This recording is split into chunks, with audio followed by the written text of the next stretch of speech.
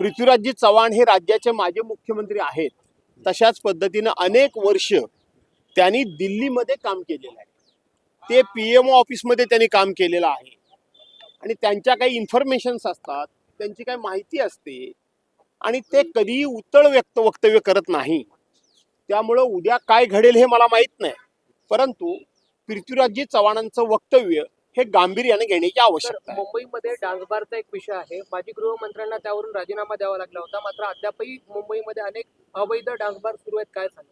असं आहे की तो जो माजी गृहमंत्र्यांना कधी राजीनामा द्यावा लागला असेल, तो एक काळ नैतिकतेचा होता, तो काळ एक समाजाचा आदर राखण्याचा होता, तो काळ समाज मन राखण्याचा होता.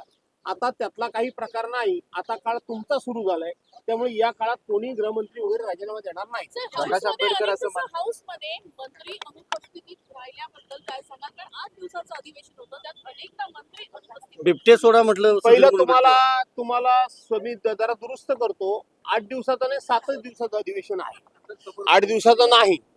आणि म्हणून मंत्री हजर राहत नाहीत ह्याबद्दल मी अनेक वेळेला सभागृहात आवाज उठवलेला आहे.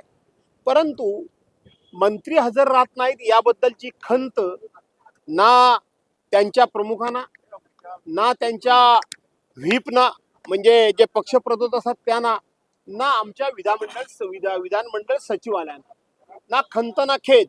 त्यामुळे मंत्री मस्त खुशाल बाबू झालेले आहेत. हे आम्ही विरोधक ओरडून दमलो. बघूया कधी भविष्यात सुधारणा होते ती.